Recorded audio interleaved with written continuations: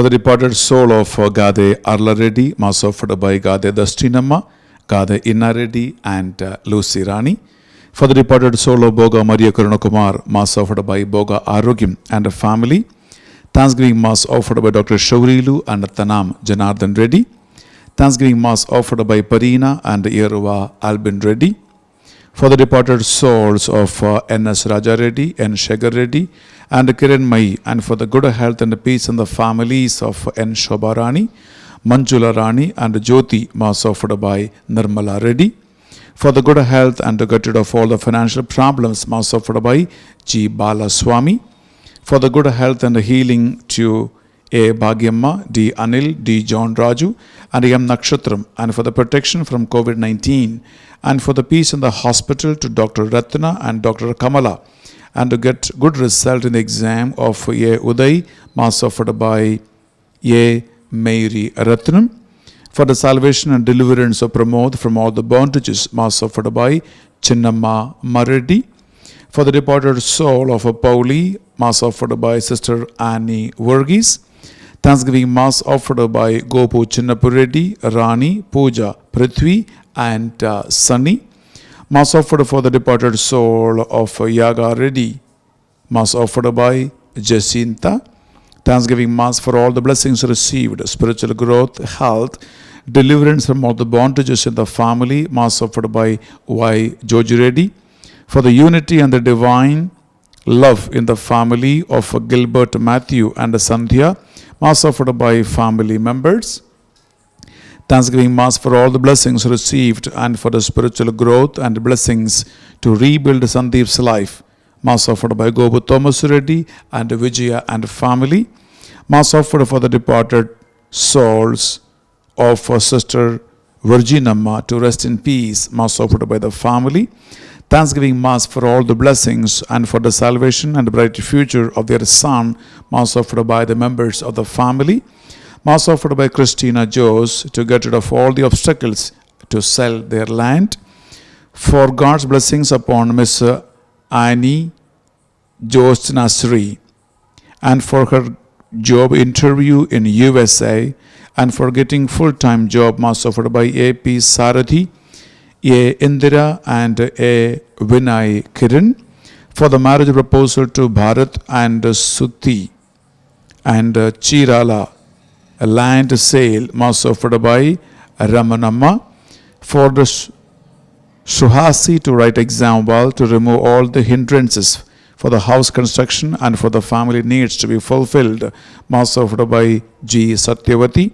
For God's blessings upon Sabineni Nevin on the occasion of his first birthday and for good health and God's blessings upon brother Nevin and parents Sunil and Varsha, mass offered by Arogyamma. Nevin, wish you a very very happy birthday and God bless you abundantly. ఈ పరిశుద్ధ బలి పూజలో మీకోసం ప్రత్యేకంగా మేము ప్రార్థన చేస్తూ ఉన్నాం.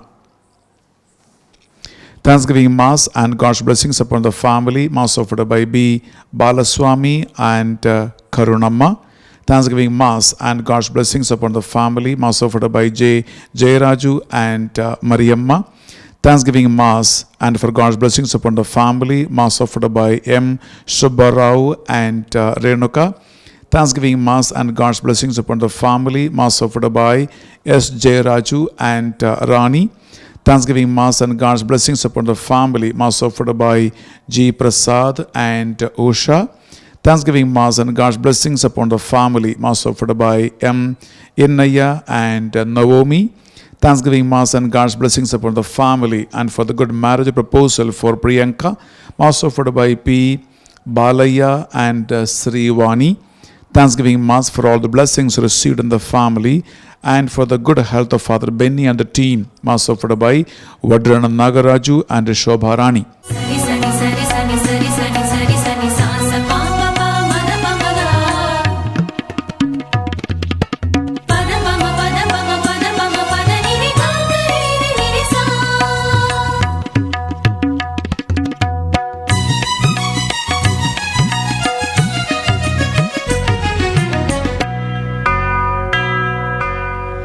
ఆలయ గంటలు మ్రోగినవి పితయగు దేవుని కొలువగరండి. ఆలయ గంటలు మ్రోగినవి, పితయగు దేవుని కొలువగరండి. దేవుని జనమా, క్రైస్తవ జనమా, మేలులు చేసిన మన ప్రియ తండ్రిని. దేవుని జనమా, క్రైస్తవ జనమా, మేలులు చేసిన మన ప్రియ తండ్రిని హారతులిడుచు పూజింతుము, హారతులిడుచు పూజింతుము. రెండు చేతులు జోడించి కళ్ళు మూసుకుందాం. ఎంతోమంది ఉపవాసములో ఉంటారు. మీ అందరి ఉపవాస ఇంటెన్షన్స్ను, కోరికలను జ్ఞాపకం ఉంచుకుని ఈ పరిశుద్ధ బలి భోజనం భక్తితో అర్పించుకుందాం. దేవుని ప్రసన్నత కోసము అర్థిస్తాం. పితా పుత్ర పవిత్ర ఆత్మ నామమున ఆమేన్. మన నాథుడైన యేసు క్రీస్తు కృప, సర్వేశ్వరుని ప్రేమ, పరిశుద్ధాత్మ సహవాసము మీ అందరితోనూ ఉండునుగాక, మీ ఆత్మతోనూ ఉండునుగాక. ప్రేమైన సహోదరి సహోదరులారా, ఈనాడు మొదటి పట్టణము యెరెమీయా ప్రవక్త గ్రంథం 20వ అధ్యాయం నుండి, అలాగే సువిశేష పట్టణము యోహాను సువార్త 10వ అధ్యాయం నుండి మనము చదవబోతూ ఉన్నాం, వినబోతూ ఉన్నాం. ఈ రెండు పట్టణాలలో ఒకే ఒక అంశం మాత్రమే ఉన్నది. అదేంటంటే, దేవుని సేవకుడైనటువంటి ప్రవక్త అయిన యెరెమీయా ప్రవక్తను ప్రజలు చాలా ఘోరమైనటువంటి అవమానానికి, నిందలకి, వేదనలకి ఆయనని గురి చేస్తూ ఉన్నాడు. ఆయన మృత్యు బాధపడుతూ ఉన్నాడు. రెండవదిగా, యేసుక్రీస్తుని రాళ్లతో కొట్టి చంపటానికి యూదుయులు 2 సార్లు ప్రయత్నిస్తూ ఉన్నారు. యేసుక్రీస్తుకి, యెరెమీయా ప్రవక్తకి వారి పరిచర్యలో ఉన్నటువంటి దగ్గర సంబంధం ఇదే. ప్రజలని దేవుని వైపు నడిపించటానికి, పాపము నుంచి, దాస్యత్వం నుంచి విడిపించటానికి ప్రయత్నం చేస్తూ ఉంటే ప్రజలు వారికి తిరుగుబాటు చేస్తూ, నిందారోపణం చేస్తూ, వారిని దోషులుగా పరిగణిస్తూ రాళ్లతో కొట్టి చంపటానికి ప్రయత్నం చేస్తూ ఉన్నారు. ప్రవక్తలందరిలో ఎక్కువగా బాధలకి, వేదనకి గురి అయినటువంటి ప్రవక్త ఒకడే, యెరెమీయా. యేసుక్రీస్తు మనకు తెలుసు, చాలా ఘోరమైనటువంటి సిలువ మరణానికి ఆయన గురి అయ్యాడు. ఈ పరిశుద్ధ బలి పూజలో మనుషులకి రకరకాల బాధలు ఉన్నాయి, వేదనలు ఉన్నాయి, సమస్యలు ఉన్నాయి. ఒక విషయం మాత్రం ఆలోచించుకుంటాం. నేను చేసిన తప్పుల వలన, నా పాపం వలన, నా దోషముల వలన ఈరోజు నేను బాధలు, వేదనలు, హింసలు ఎదుర్కొంటున్నానా? లేదా నిర్దోషివై ఉండి కూడా నీతి న్యాయం చేపట్టి జీవించినందువలన, సత్యం మాట్లాడినందువలన, అందరికీ మేలు చేసినందువలన నేను ఈరోజు బాధలు, వేదనలు, సమస్యలకి గురి అవుతూ ఉన్నానా? ప్రియబిడ్డలారా, పాపము లేని అన్ని బాధల, వేదనల వెనక దేవుని కృప ఉన్నది. నీ పాపము లేని ప్రతి వేదన, బాధల వెనక దేవుని అభిషేకము ఉన్నది. Every suffering not account of your sin is divine. It is anointing. It's a blessing.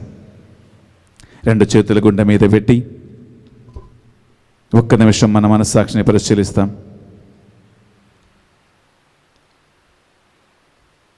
పాపము, దోషములో పడి ఉంటే, దేవుని ఆజ్ఞలను ఉల్లంఘించి ఉంటే,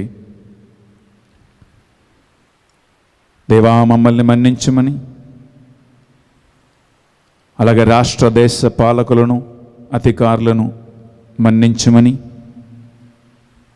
వారందరి తరపున ప్రభు సన్నిధిలో పాపక్షమాపణ కోరుకుంటూ ప్రార్థిద్దాం. సర్వశక్తి గల సర్వేశ్వరుని చెందును సహోదరి సహోదరులారా, మీ చెందును నా పాపములను ఒప్పుకొనుచున్నాను. ఏలైనా తలంపు చేతను, వాక్కు చేతను, క్రియల చేతను, అశ్రద్ధ చేతను బహు పాపము చేసితిమి. ఇది నా తప్పు, ఇది నా తప్పు, ఇది నా గొప్ప తప్పు. అందుచేత నిత్య కన్యగి అయిన పరిశుద్ధ మరియమాతను, సకల దూతలను, పునీతులను, సహోదరి సహోదరులారా, మీరును మా కొరకు మన కర్త అయిన సర్వేశ్వరుని ప్రార్థింపవలయునని ప్రతిమాలుకొనుచున్నాము. సర్వశక్తి గల సర్వేశ్వరుడు మనందరిపై దయ చూపి కల్వరి రక్తముతో మనలని కడిగి అనేక పాపములు దోషములు మన్నించి మనలను నిత్య జీవమునకు నడిపించునుగాక. ఆమేన్. తండ్రి దేవా మాపై దయ చూపండి. తండ్రి దేవా మాపై దయ చూపండి. యేసు క్రీస్తువా మాపై దయ చూపండి. యేసుక్రీస్తువా మాపై దయ చూపండి. పావనాత్మదేవా మాపై దయ చూపండి. పావనాత్మదేవా మాపై దయ చూపండి. ప్రార్థించుదము. ఓ ప్రభువా, మీ ప్రజల అపరాధములను మన్నింపుమని ప్రార్థించుచున్నాము. నీ మంచితనముతో మాకు విముక్తిని దయచేయుము. మా బలహీనతల వలన మేము చిక్కుకొనిన పాప బంధకాల నుండి మమ్మల్ని విడిపించి మమ్మల్ని సైతాను అవరోధముల నుండి కాపాడము. నీతోనూ పవిత్రాత్మతోనూ కలిసి యుగ యుగములు జీవించుచు పరిపాలించు మా ప్రభువును, మీ కుమారుడైన యేసు క్రీస్తు ద్వారా ఈ మనవి చేయుచున్నాము. ఆమేన్. మొదటి పట్టణము ఇర్మియా గ్రంథము 20వ అధ్యాయము 10వ వచనం నుండి 13వ వచనం వరకు. ఇర్మియా గ్రంథము 20వ అధ్యాయము 10వ వచనం నుండి 13వ వచనం వరకు. ఎల్ల ఎడల భయము ఆవహించి ఉన్నది. మనము ఇతని మీద అధికారులకు ఫిర్యాదు చేయదము అని ఎల్లరును గుసగుసలాడుకునుటను నేను వింటిని. నా స్నేహితులు కూడా నా పతనము కొరకు కాచుకొని ఉన్నారు. బహుశా ఇతడు మోసమునకు లొంగును. అప్పుడు మనము ఇతన్ని పట్టుకొని పగదీర్చుకుందాము అనుకొనిచున్నారు. కానీ ప్రభు, బలాఢ్యుడవును వీరుడునైన నీవు నా పక్షముననున్నావు. నన్ను హింసించువారు ఓడిపోయి పడిపోదురు. విజయము సాధింపలేక శాశ్వత అవమానము తెచ్చుకొందురు. సర్వశక్తుడు మంత్రమైన ప్రభు, నీవు నరులను న్యాయబుద్ధితో పరిశీలింతువు. వారి హృదయమును మనస్సును పరీక్షింతువు. నేను నా వాద్యమును నీకు అప్పగించితిని. కావున నీవు నా విరోధులకు ప్రతీకారము చేయగా నేను చూతునుగాక. ప్రభువును కీర్తించి స్తుతింపుడు. అతడు పీడితులను దుష్టుల బారి నుండి విడిపించును. ఇది ప్రభువు వాక్కు. సర్వేశ్వరునికి వందనములు.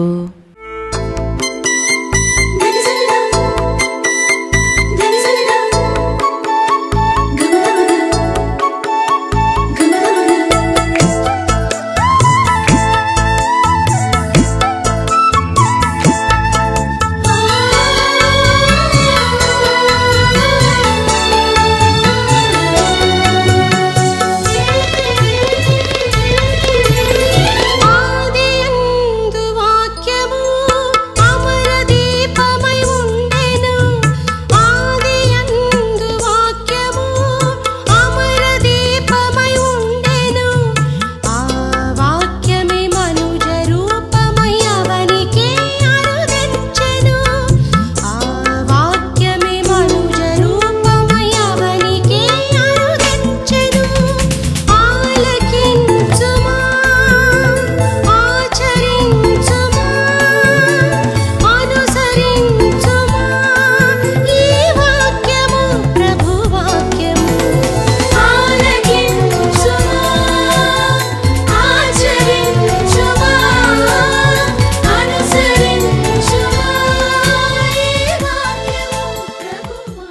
ఏలిన వారు మీతోనూ ఉందురుగాక.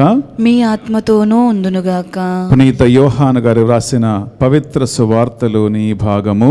ప్రభువా నీకు మహిమ కలుగునుగాక.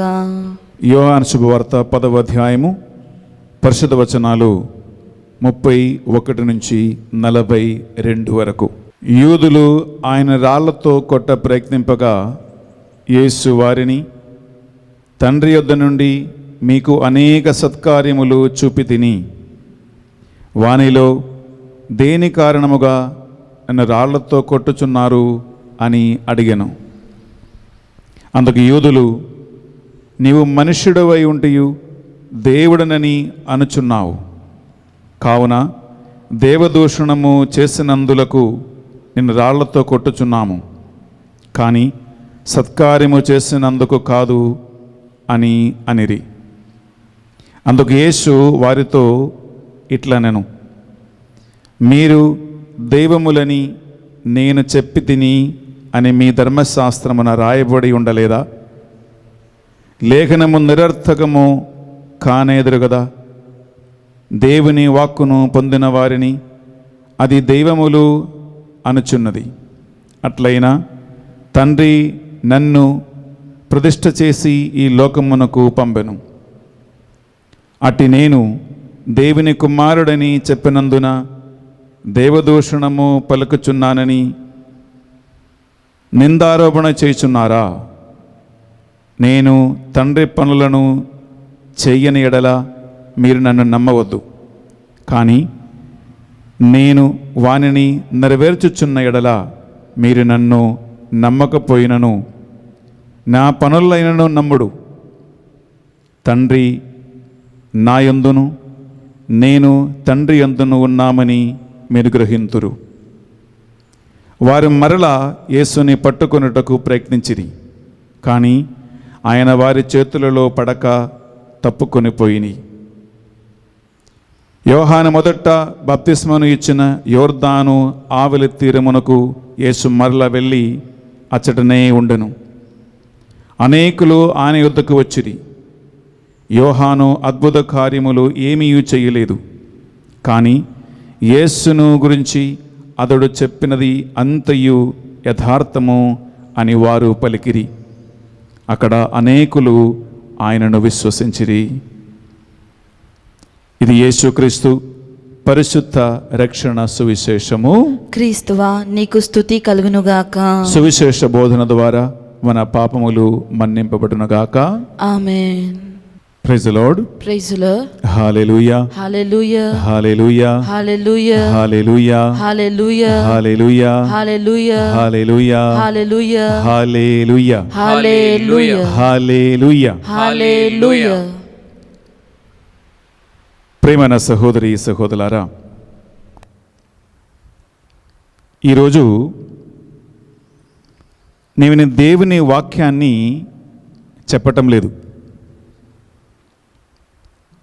ఒక ముఖ్యమైన ఒక ప్రశ్నకు సమాధానము చెప్పాలని ఆలోచిస్తున్నా.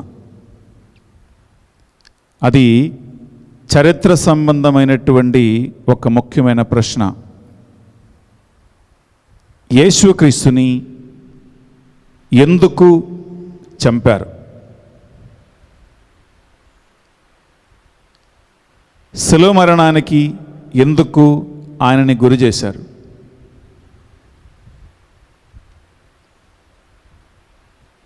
యేసుక్రీస్తు మరణానికి సామాజికమైనటువంటి రాజకీయమైనటువంటి కారణాలు ఏమి? అందువలన ఈ వాక్యాన్ని వింటున్న మీరందరూ కూడా శ్రద్ధతో ఈ మాటలు ఆలగించాలని, అది ఎప్పుడు మర్చిపోకుండా గుర్తుపెట్టుకోవాలని నేను ఆశిస్తూ ఉన్నాను. అన్ని విషయాలు బైబిల్ నుంచి చదువుకుంటూ పోవటానికి టైం ఉండదు. అందువల్ల మధ్యలో ఎప్పుడైతే అవసరం ఉన్నదో అప్పుడు మాత్రమే మనం 2-3 వాక్యాలు ధ్యానిస్తాము. లేకుంటే అవి అన్నీ నేను మీకు ఇప్పుడు మాటల్లో చెప్పుకుంటూ ముందుకు వెళ్ళాలని ఆశిస్తూ ఉన్నాను. Praise the lord.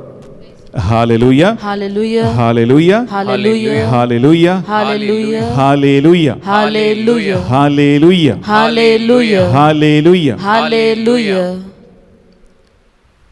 ప్రియమిత్రులారా, యేసుక్రీస్తుని గురించి బైబిల్లో మాత్రం కాకుండా మనకు చరిత్ర లేఖల్లో కూడా కొన్ని వివరాలు తెలుసు. జోసెఫస్, ఫ్లావియస్ ఇలాంటి చరిత్ర లేఖలు మనకు చాలా ఉన్నాయి.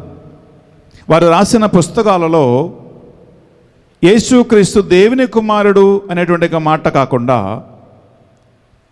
ఆయన ఒక మిరకిల్ వర్కర్, అనగా అద్భుత కార్యములు చేయువాడు, ఒక ఆశ్చర్యకరుడైన ఒక మనిషి,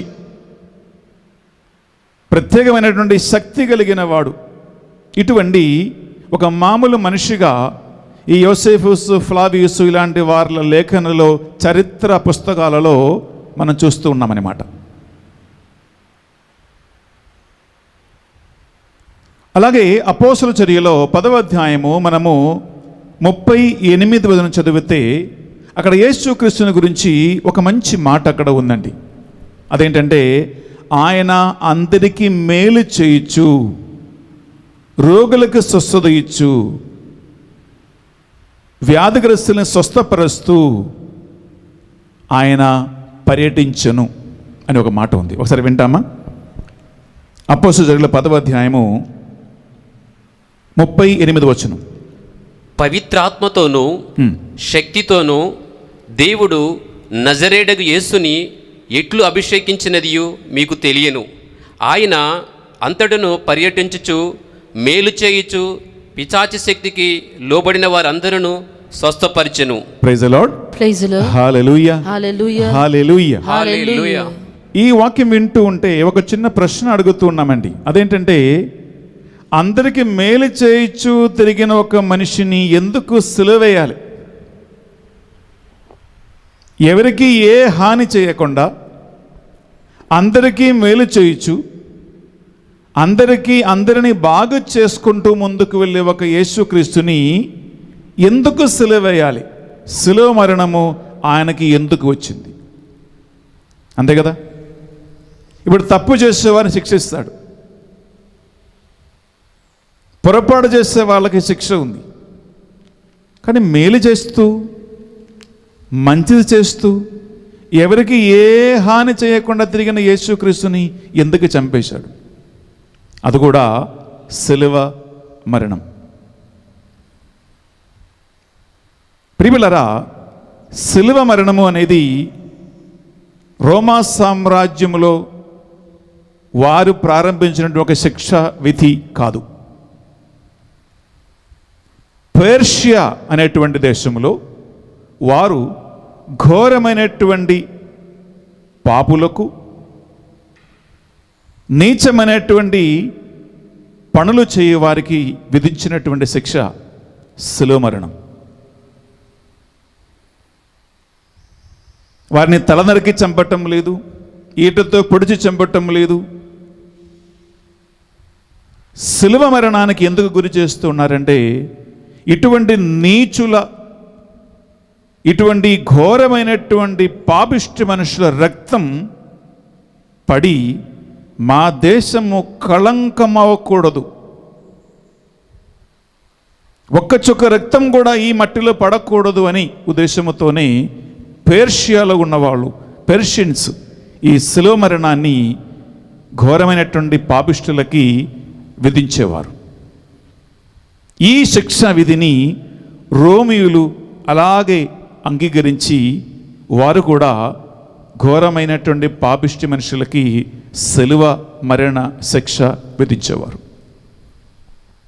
చరిత్ర రేఖల పరిశీలించి చూస్తే ప్రియబళ్ళారా, రోమియులు దాదాపు 5,000 మందిని సిలువ మరణానికి విధించేవారంట. ఎందుకంటే రోమీయులకు విరుద్ధంగా ఎవరైనా తల ఎత్తి, ఎవరైనటువంటి గూఢ ఆలోచన చేస్తే వారిని పట్టి సిలువలో బంధించి చంపేసేవాళ్ళు. మనుషుల్ని అలా భయపెట్టించి వారి పరిపాలన నడిపించేవాళ్ళు రోమియోలు. నా ప్రశ్న ఒకటే ప్రియబిళ్ళారా, 5,000 మందిని శిలువ మరణానికి విధించినటువంటి రోమియోలు ఎందుకు ఈ ఒక్క మనిషి యేసు క్రీస్తుని ఇంత హీనమైనటువంటి ఇంత బాధాకరమైనటువంటి మరణానికి ఎందుకు గురి చేశాడు అని ప్రశ్నిస్తే ప్రియబిళ్ళారా, దాని వెనక ఒక చరిత్ర ఉంటుంది. Praise the Lord. Praise the Lord. Hallelujah, hallelujah, hallelujah, hallelujah, hallelujah, hallelujah, hallelujah, hallelujah, hallelujah. Hallelujah. మనము యేసుక్రీస్తు యొక్క శిలువ స్వరూపాన్ని చూస్తే ఆయన ఈ అరచేతిలో మేకులు దిగబడినటువంటి గాయం ఉంటుంది. శిలువలో కూడా ఈ అరచేతుల్లో మేకులు దిగబడినటువంటి ఆ శిలువ స్వరూపం ఉంటుంది. కానీ చరిత్ర లేఖనలో సిలువేయబడినటువంటి వారి యొక్క చరిత్ర పరిశీలించి చూస్తే ఆ మరణ శిక్షణ గురించి ఎక్కువగా మనం లోతుగా అర్థం చేసుకుంటే చదివితే మనకేం అర్థమవుతుందంటే, ఈ అరచేతిలో కాదండి మేకులు కొట్టేది. ఇక్కడ కొడితే ఏమవుతుందంటే, ఆ మనిషి శరీర భారం వలన ఇక్కడ మేకులు కొడితే ఈ మాంసము చీల్చుకుంటూ ఆ మేకులు బయటకు వస్తాయి, శరీరము కింద పడిపోతుంది. అందువలన మేకులు కొట్టేది అరచేతులు కాదండి, ఇంగ్లీష్లో రిస్ట్ అంటారు. అంటే ఇక్కడ మనం ఈ వాచ్ కడుతున్నాం కదా, ఇక్కడ మేకులు కొడతారు. అక్కడ ఎందుకు కొడుతున్నారంటే ప్రియబిళ్ళారా, ఇక్కడ మీరు ఎక్స్రేలో మీరు చూస్తే తెలుసు, అక్కడ 2 ఎముకలు ఇలా ఉన్నాయి, 2 ఎముకలు ఉన్నాయి ఈ రిస్టులో. ఈ 2 ఎముకల మధ్యలో మేకు కొడతాడు. అందువలన సిలువేయబడినటువంటి మనిషి ఎంత బరువైన వాడైనా ఎన్ని రోజులైనా ఆ సిలువపై వేలాడుతూ ఉంటాడనమాట. ఈ మేకు ఎప్పుడు కూడా చేయి చీల్చుకుంటూ బయటకు వచ్చే పరిస్థితి లేదు. అందులో నిజంగా చెప్పాలంటే యేసుక్రీస్తుని సిలువేసినప్పుడు మేకు కొట్టింది ఒకటి ఇక్కడ, ఒకటి ఇక్కడ రిస్టులో కొట్టాడు. ఆలోచించుకోండి. అలాగే కాల్లో పాదం మీద కాదండి, పాదం మీద కాదు, ఇంగ్లీష్లో యాంకిల్ అంటారు, మడములు అంటారు. ఆ మడముల మధ్యలో మేకులు దిగబడుతుంది. ఎందుకంటే ఆ కాలు బలంగా ఆ మ్రాణకి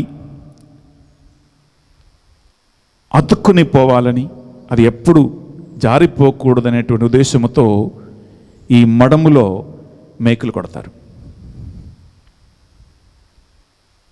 ఎందుకంటే ప్రియబిళ్ళారా, శిలువ మరణానికి విధించిన వ్యక్తి చరిత్ర లేఖల ప్రకారము 2 రోజుల నుంచి 7 రోజులు 8 రోజుల వరకు శిలువపై వేలాడుతూ ఉంటాడు.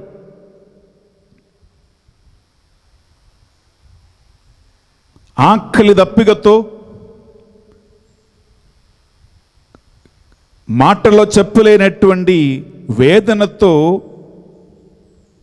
ఇంచుగా, అంటే ప్రతి గంట ప్రతిరోజు మనుషులు అంత ఆవేదన అనుభవిస్తూ, ఎక్స్క్రూషియేటింగ్ పెయిన్ అని ఇంగ్లీష్లో ఒక పదం ఉంటుంది. ఎక్స్క్రూషియేటింగ్ పెయిన్ అంటే ప్రియబిళ్ళారా, అది మనిషి సహింపలేనంత వేదన.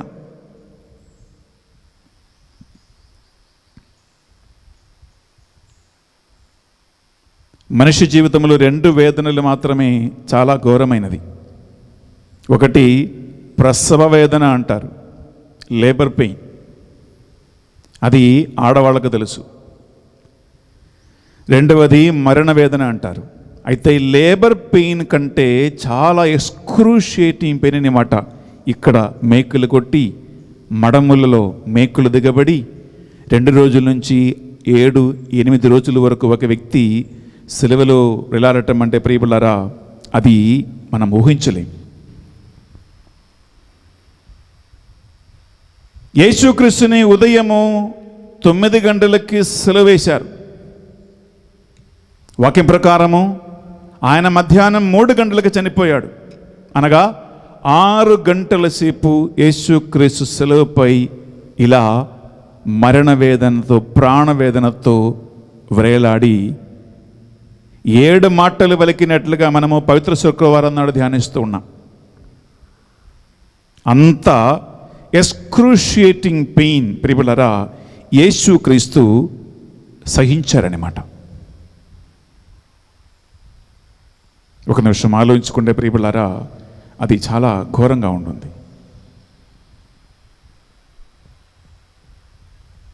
నా ప్రశ్న ఏంటంటే ప్రియులారా,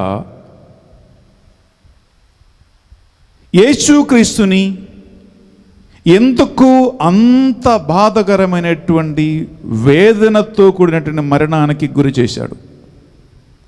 నేను ఇంతకు చెప్పాను, ఆయన అందరికీ మేలు చేస్తూ, రోగులకి స్వస్థత ఇస్తూ, పిశాచ బంధకాల నుండి మనుషుల్ని విడిపించి మంచిది చేసుకుంటూ తిరిగిన అతనిని ఎందుకు ఇంత ఘోర పాతకులకు ఇచ్చినటువంటి మరణానికి యేసుక్రీస్తుని గురి చేశారు? Praise the Lord. Praise the Lord. Hallelujah, hallelujah, hallelujah, hallelujah, hallelujah, hallelujah, hallelujah, hallelujah, hallelujah. Hallelujah. ప్రియులారా, ఈ విషయము మనం అర్థం చేసుకోవాలంటే యేసుక్రీస్తు పుట్టి పెరిగి ఆయన పరిచర్య చేసినటువంటి ఆ సామాజిక, రాజకీయ, ఆర్థిక పరిస్థితి ఏంటో అని మనం అర్థం చేసుకోవాలి. నేను ఎందుకు చెప్తున్నాను ప్రియులారా, ఈనాటి సువిశేష పట్టణంలో 2 సార్లు ఫరిసీయులు, ధర్మశాస్త్ర బోధకులు అతనిని రాళ్లతో కొట్టి చంపడానికి ప్రయత్నిస్తూ ఉన్నారు. ఎందుకు కారణం? కేవలం కొన్ని మాటలు బోధించినందువలన మాత్రం కాదు, కొన్ని వాక్యం చెప్పినందువలన మాత్రం యేసుక్రీస్తుని అంత ఘోరమైన పాపానికి, అంత ఘోరమైనటువంటి ఒక శిలువ మరణానికి వారు గురి చేసేవాళ్ళు కాదు. దాని వెనక ఒక సామాజిక ఒక చరిత్ర ఉంటుంది, ఒక రాజకీయ చరిత్ర ఉంటుంది, ఒక ఆర్థిక చరిత్ర ఉందండి ప్రియబిళ్ళారా. యేసుక్రీస్తు ఎప్పుడు పుట్టాడంటే ప్రియబిళ్ళారా, రోమియులు యెరూషలేముని ఆక్రమించుకుని దాన్ని వారి స్వాధీనంలో ఉంచుకుని పరిపాలన చేస్తున్న కాలములో యేసుక్రీస్తు పుట్టాడు. అంటే రోమా సామ్రాజ్యానికి కింద ఉంది అన్నమాట యెరూషలేము. ఈ రోమియులు పొంతియస్ పిలాతుని ఒక గవర్నర్గా అక్కడ నియమించాడు. ఆయన పరిపాలన కింద యెరూషలేములో యేసుక్రీస్తు పుట్టాడు. ప్రియులారా, అందుకే మనము ఆదివారము మన చర్చిలో విశ్వాస సంగ్రహము అనే ప్రార్థన చెప్తుంటాం. ఈ విశ్వాస సంగ్రహ ప్రార్థనలో యేసుక్రీస్తు జననానికి, యేసుక్రీస్తు మరణానికి కారకులైన 2 పేర్లు ఉన్నాయి. మీరు గమనించి ఉంటే ఒకసారి ఆ విశ్వాస సంగ్రహం చెప్తే, కన్య మరియమ్మ నుండి పుట్టెను, పొంతియస్ పిలాతుని అధికారమునకు లోనై పాటుబడి శిలువ మీద కొట్టబడి మరణం పొంది సమాధిలో ఉంచబడను.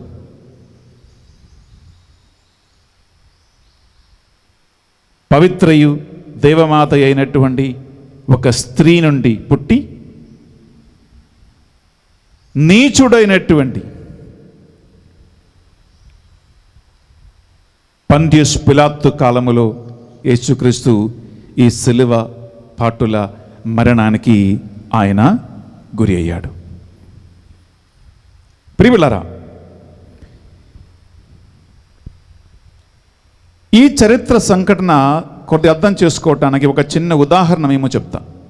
అదేంటంటే, మనకు తెలుసు ఒకప్పుడు ఈ భారతదేశము బ్రిటిష్ ఆధీనములో ఉండేది. అప్పుడు మహాత్మా గాంధీ, సుభాష్ చంద్రబోసు, వల్లభాయ్ పటేల్ ఇటువంటి భారతీయులు నేతలు ఉద్యమము ద్వారా ఈ అంగ్రేజీయులను, బ్రిటిషర్స్ని ఇక్కడి నుంచి మనము తరిమేసి 1947 సంవత్సరము భారతదేశానికి స్వాతంత్ర్యము వచ్చింది. అప్పటి వరకు భారతదేశాన్ని పరిపాలించే వారు బ్రిటిషులు అనమాట. మనకు ఎటువంటి స్వాతంత్ర్యము లేదు.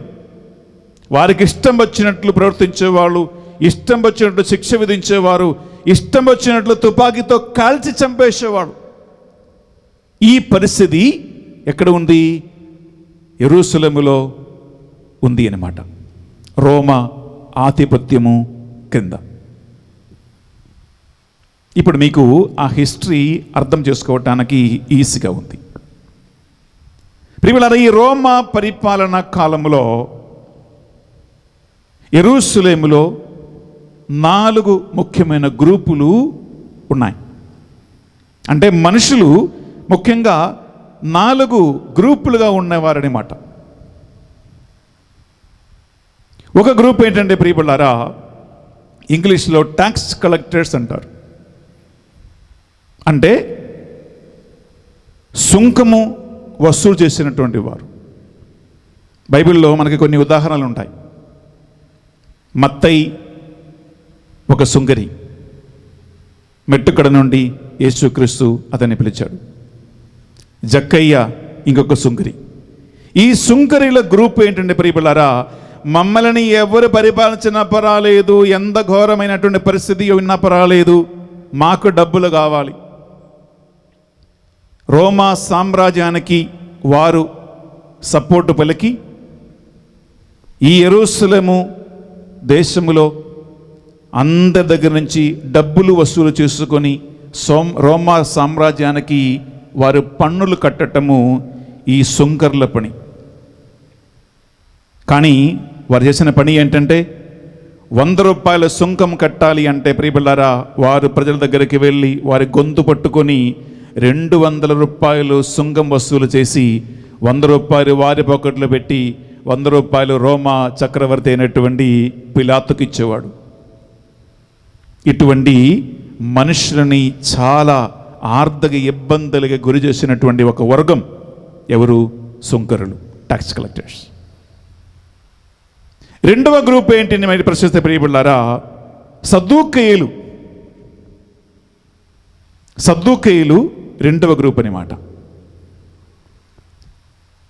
ఆ గ్రూపులో 2 ప్రధాన అర్చకులు ఉన్నారు, అన్నాసు, కాయఫాసు.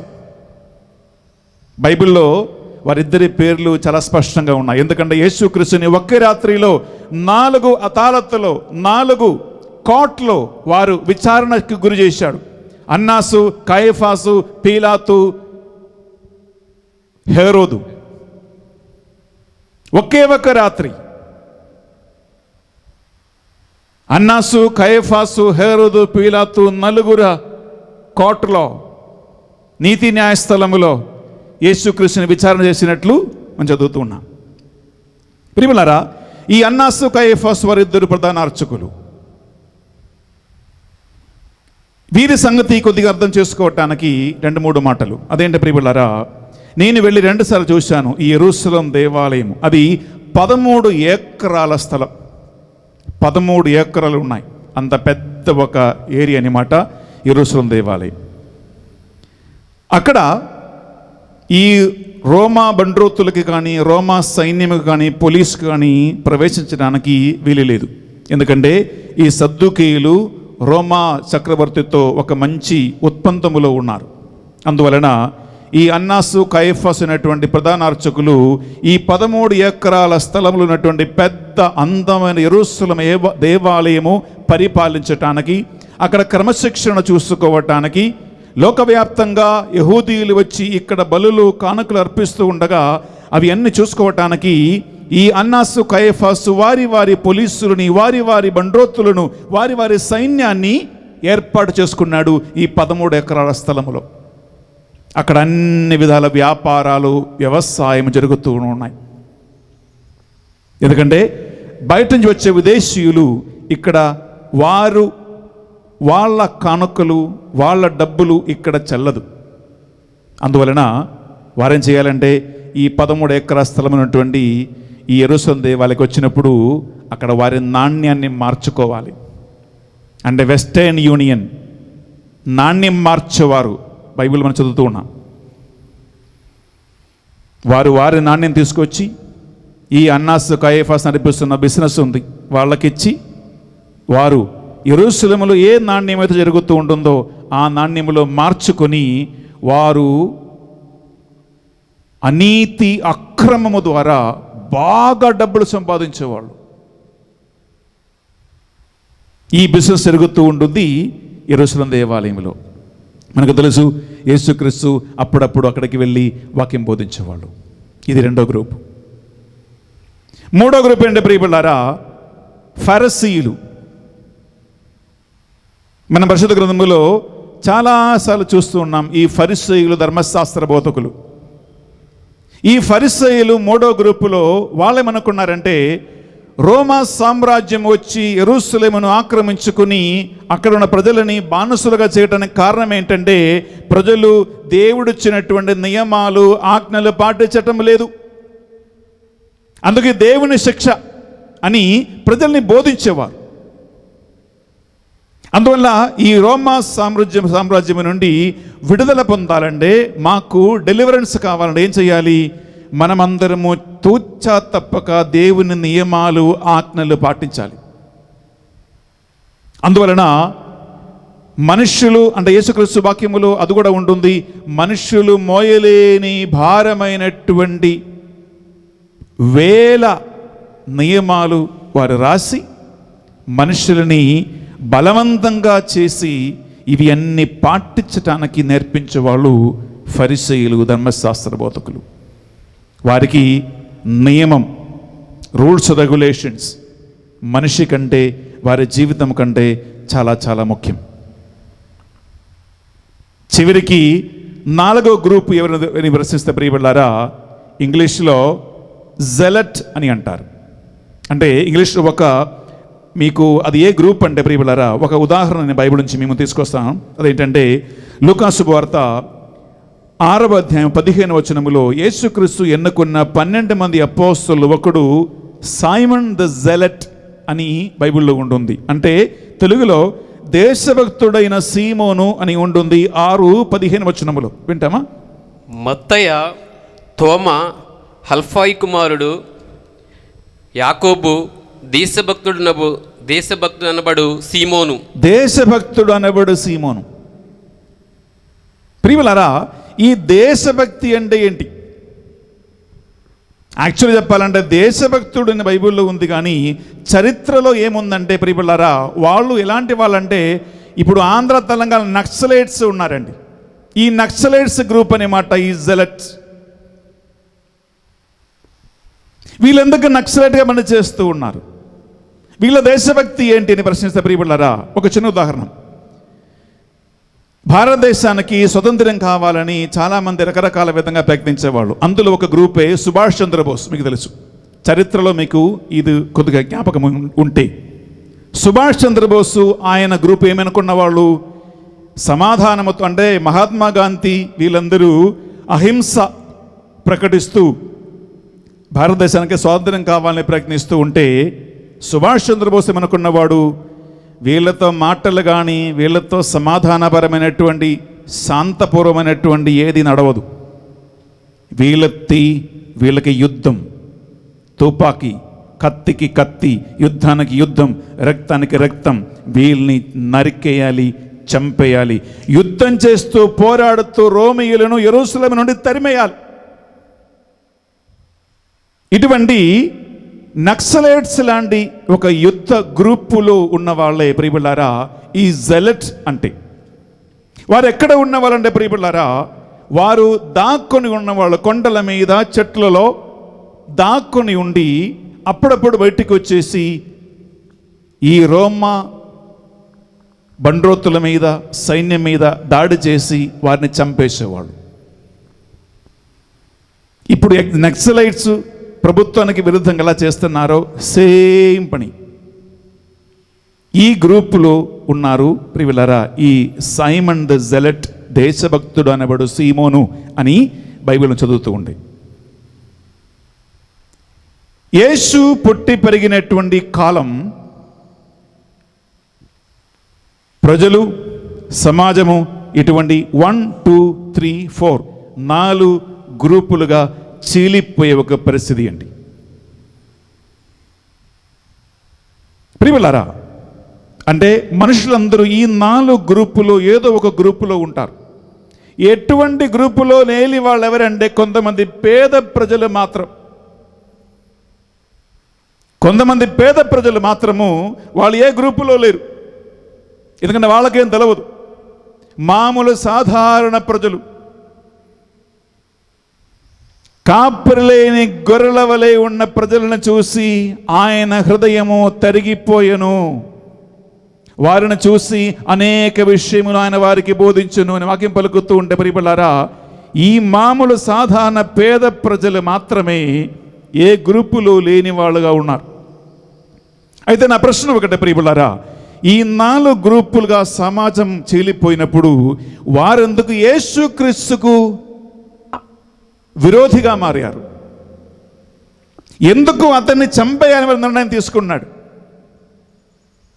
అది కూడా చరిత్రలో ఎప్పుడు కనియని ఎరగనటువంటి అంత ఘోరమైనటువంటి మరణానికి యేసుక్రీస్తుని గురి చేయడానికి కారణం ఏంటి? పరిస్థితి ప్రియలారా, ఈ 4 గ్రూపులో ఉన్నవారు కూడా యేసుక్రీస్తుకి విరోధి అయ్యారన్నమాట. Praise the Lord, praise the Lord, hallelujah, hallelujah, hallelujah, hallelujah, hallelujah, hallelujah, hallelujah, hallelujah. మొదటి గ్రూప్ సుంకరులు. ఎందుకు యేసుక్రీస్తుని ఒక శత్రువుగా చూశాడంటే, ఎందుకు అతనికి విరోధిగా మారారంటే, యేసుక్రీస్తు ఏం బోధించాడు? మీరు అన్యాయముగా ఎవరి దగ్గర నుంచి బలవంతంగా సుంకము వసూలు చేయవద్దు. మీకు ఇవ్వబడినటువంటి జీతము ఏదైతే ఉంటుందో దానితో సంతృప్తి పడాలి. బాప్తిస్మ యోహాను కూడా ఇదే బోధించాడు. అంటే 100 రూపాయలు సుంకము తీసుకోవలసినటువంటి దగ్గర 200 రూపాయలు సుంకం వసూలు చేసుకుని పేద ప్రజలను పీడిపిస్తూ ఉన్నప్పుడు, ఇదిగో ఒక బోధకుడు వచ్చి అంటున్నాడు, సుంకరులారా, మీరు అన్యాయముగా 1 రూపాయి కూడా సుంకం వసూలు చేయవద్దు. ఇది తప్పు. అంటే వాళ్ళ బిజినెస్ యేసుక్రీస్తు బోధ వలన దెబ్బతిన్నది. ఇది తప్పని బోధించాడు. అందువలన సుంకరులు యేసుక్రీస్తుకి విరోధిగా మారారు. ఇతన్ని హతమార్చాలి. రెండో గ్రూప్ ఏంటో ప్రియలారా, సద్దూకయ్యులు. నేను చెప్పాను, సద్దూకయ్యులు అన్నాసు, కైఫాసు 2 ప్రధాన అర్చకులుగా ఉన్నారు.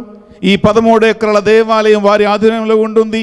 యేసుక్రీస్తు ఎందుకు వారికి విరోధిగా మారాడంటే, లేదా వీళ్ళెందుకు యేసుక్రీస్తుకు అడ్డంగా తిరిగారంటే, యేసుక్రీస్తు పరిచర్య ప్రారంభములో, ఆయన పరిచర్య చివరిలో 2 సార్లు యెరూషలేము దేవాలయానికి వెళ్ళి ఒక కొరడా పేని, అక్కడ నాణ్యం మార్చిన వారిని, పావురాలను అమ్మేవారిని, రకరకాల బిజినెస్ వ్యాపారం చేస్తున్న వారిని, నా తండ్రి ఆలయము సకల జాతి జనులకు ప్రార్థనా మందిరం అని పిలువబడును, మీరు దీన్ని దొంగల గుహగా మార్చారని చెప్పి వారందరినీ అక్కడికి తరిమేశారు. ఇది ఎవరి వ్యాపారం, ఎవరి బిజినెస్ అండి? ప్రధాన అర్చకులైనటువంటి అన్నాసు, కయఫాసు, సద్దూకయ్యుల గ్రూపు నడిపించిన వ్యాపారం, వారి వ్యవసాయం, వారి బిజినెస్. అంటే వాళ్ళ బిజినెస్ యేసుక్రీస్తు నాశనం చేశాడు. అలా నాశనం చేస్తే యేసుక్రీస్తుని వదిలిపెడతారా? ఆయన చంపేయాలి. ఇతని వలన మాకు ఆదాయం రావటం లేదు అని వారు యేసుక్రీస్తుకి విరోధిగా మారారు. మూడో గ్రూప్ ఏంటి ప్రియలారా? ఫరిసీస్. ఫరిసీయుల ధర్మశాస్త్ర బోధకులు ఎందుకు యేసుక్రీస్తు విరోధిగా మారారంటే ప్రియలారా, యేసుక్రీస్తు సాబత్తు నియమాలు పాటించటం లేదు. వీరు ఏం బోధిస్తూ ఉన్నారు? మీరు దేవుని ఆజ్ఞలు పాటించటం లేదు కాబట్టే రోమేయులు వచ్చి ఇలా మమ్మల్ని బానిసలుగా చేశారు, అందువల్ల మీరు తూచ తప్పక దేవుని ఆజ్ఞలు పాటించాలి. అది ఎలాంటి ఆజ్ఞలు అంటే ప్రియలారా, మామూలు కాదండి. అంటే సాబత్తు దినములో ఒక చిన్న పని ఏమైనా చేస్తే అది కూడా నియమాల ప్రకారము వీరు ఒప్పుకున్న వాళ్ళు కాదు. అందుకే ప్రియులారా, మీకు ఒక ఉదాహరణ మీకు చూపిస్తాను. ఒకనాడు యేసుక్రీస్తు అన్న శిష్యులు పండ పొలములను నడుచుకుంటూ పోతూ ఉండగా ఆ శిష్యులు కొంతమంది ఆ వెన్నులు తీసి అలా చేతులతో దాన్ని శుభ్రం చేసి తినేవాళ్ళు. అప్పుడు ధర్మశాస్త్ర బోధకులు పరిశీలమన్నారు, సాబత్తులో చెయ్యకూడని పని మీ శిష్యులు ఎందుకు చేస్తూ ఉన్నారు అంటే, గమనించండి,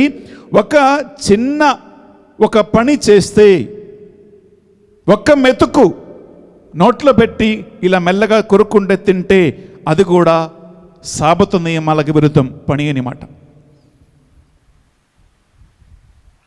ప్రియులారా, ఇప్పుడు కూడా మీరు యెరూషలేముకి వెళ్ళి చూస్తే ఈ ఫరిసీయులు ధర్మశాస్త్ర బోధకులు వాళ్ళ ఇంట్లో లైట్ కూడా, స్విచ్ కూడా ఆన్ చేసేవాళ్ళు కాదు. ఏంటి, ఒక స్విచ్ ఆన్ చేస్తే ఒక స్విచ్ ఆఫ్ చేస్తే అది కూడా పనిలాగా వాళ్ళు భావించేవాళ్ళు. అందులో వాళ్ళ ఇంట్లో విదేశీయులు పనివాళ్ళు ఉన్నారు.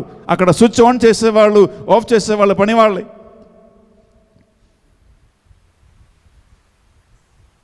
వాళ్ళ దగ్గర ఎలాంటి లిఫ్ట్ ఉందంటే, లిఫ్ట్ ఎక్కితే ప్రియులారా నంబర్ నొక్కాలి. Number 1 first floor, second floor, third floor. ప్రియులారా, ఈ చదువుకి ఈ ఫరిసీయులు ధర్మశాస్త్రం గురించి చేసేవాళ్ళంటే ఏ పని చేయకూడని. ఇప్పుడు మీరు యెరూషలేముకి వెళ్తే మనకు తెలుస్తుంది, అక్కడ లిఫ్ట్ ఎక్కితే ఏమి నొక్క అవసరం లేదు, ఎక్కి నిలబడితే మాత్రం చాలు. అది ఫస్ట్ ఫ్లోర్కి కానీ సెకండ్ ఫ్లోర్కి పోయేటప్పుడు ఆటోమేటిక్లీ ఆగిపోతుంది, ఆటోమేటిక్లీ ఓపెన్ అవుతుంది, ఆటోమేటిక్ క్లోజ్ అవుతుంది. బటన్ వేస్తున్నా కూడా అది పని. ఒక పిన్ను కొడితే పని. ప్రియులారా, యేసుక్రీస్తు ఇలాంటి మామూలు సాధారణ మనుషులకి జీవించటానికి, బతకటానికి కూడా కష్టము కలిగించినటువంటి ఇలాంటి అన్ని విధాలుగా సాబత్తు నియమాలు ఆయన కఠినముగా దానికి వ్యతిరేకంగా మాట్లాడాడు. ఫరిసీయులు ధర్మశాస్త్ర బోధకుడు ఆయన అన్నాడు ఏమని, మీ కుమారుడు కానీ మీ కొడుకు కానీ మీ గాడిద కానీ సాబతు దినములో బావిలో పడిపోతే దాన్ని మీరు రక్షించరా? తీసుకుని పోయి నీళ్లు తాగటానికి మీరు దాన్ని తీసుకుని పోరా? ఇవి అన్ని ప్రశ్నిస్తూ ఫరిసీయుల్ని, ధర్మశాస్త్ర బోధకులని యేసుక్రీస్తు పబ్లిక్లీ అందరి ముందు ఆయన ఇది తప్పు. అంతే మాత్రం కాదండి, మత్తయి సువార్త 22వ అధ్యాయం చదివితే అక్కడ 7 సార్లు ఫరిసీయులు ధర్మశాస్త్ర బోధకులారా మీకు దురితము అనేటువంటి 7 సార్లు యేసుక్రీస్తు వారిని శపిస్తూ ఉన్నాడు. ఎలా పిలుస్తున్నారంటే, మీరు సున్నం కొట్టిన సమాధి అని పిలిస్తే వారు ఊరుకుంటారా అండి? ఫరిసీయుల్ని, ధర్మశాస్త్ర బోధకుల్ని మీరు సున్నం కొట్టిన సమాధి, మీకు అనర్థము అనర్థము అనర్థము అని చెప్పినందువలన ప్రియులారా, ఈ ఫరిసీ ధర్మశాస్త్ర బోధకులు యేసుక్రీస్తుకి విరోధిగా మారాడు. ఇక చివరి గ్రూప్ ఏంటి? అందుకే ఈరోజు పరిశుద్ధ సువిశేషములో మనం చదువుతున్నాం కదా, 2 సార్లు యేసుక్రీస్తుని రాళ్లతో కొట్టడానికి వారు ప్రయత్నించారు. Praise the Lord, hallelujah, hallelujah, hallelujah, hallelujah, hallelujah, hallelujah. ప్రియులారా, లూకాసు వార్త 4వ అధ్యాయం తీసుకుంటామా? అక్కడ 18, 19, 2 వచనాల్లో యేసుక్రీస్తు దేవాలయంకు వెళ్ళి చదవటానికి లేచి నిలబడినప్పుడు యెషయా గ్రంథం ఆయనకి అందించబడినది. ఆ గ్రంథం తెరవబడినప్పుడు ఈ క్రింది వచనములు ఆయనకి కనపడను అని మనం ఒక వాక్యం చదువుతూ ఉన్నాం. చదువుతాం ఒకసారి. ప్రభు ఆత్మ నాపై ఉన్నది, పేదలకు సువార్తను బోధించుటకై ఆయన నన్ను అభిషేకించెను. చెరలోనున్న వారికి విడుదలను, గ్రుడ్డి వారికి చూపును కలిగించుటకును, పీడితులకు విమోచనమును కలుగచేయుటకును, ప్రభుహిత సంవత్సరమును ప్రకటించుటకును ఆయన నన్ను పంపెను. ప్రియులారా, ఈ సందేశమును ఆయన చెప్పి బోధించి యేసుక్రీస్తు యెరూషలేము దేవాలయములో ప్రజలని దేవుని వాక్యము పలుకుతూ ఉండగా చివరికి వాక్యం పలుకుతుంది. మనం చదివితే 28, 29, 30 వారు అతనిని నెట్టి బయటకు తీసుకుని పోయి వారు ఆ శెట్టి కట్టబడినటువంటి ఆ ఉన్నతమైన శిబిరము నుండి కిందకి పడద్రోసి చంపేయటానికి ప్రయత్నించరు అని వాక్యములో ఉంది. వింటామా? 28, 29, 30. అప్పుడు ప్రార్థనా మందిరములోని ప్రజలు అందరూ యేసు మాటలను విని మండిపడిరి. వారు లేచి యేసుని నగరం వెలుపలకు నెట్టుకుని పోయి తమ నగరము నిర్మింపబడిన పర్వతగ్రహమునకు తీసుకుని వెళ్ళి అచ్చట నుండి తలక్రిందుగా పడదోయి తలచిరి. కానీ యేసు వారి మధ్య నుండి వెళ్ళిపోయెను. ప్రియులారా, దేవాలయములో బోధిస్తున్న యేసుక్రీస్తుని వీళ్ళు చూడు మంటిపడి కోపముతో తీసుకుని పోయి చంపేయటానికి ప్రయత్నిస్తున్నారు.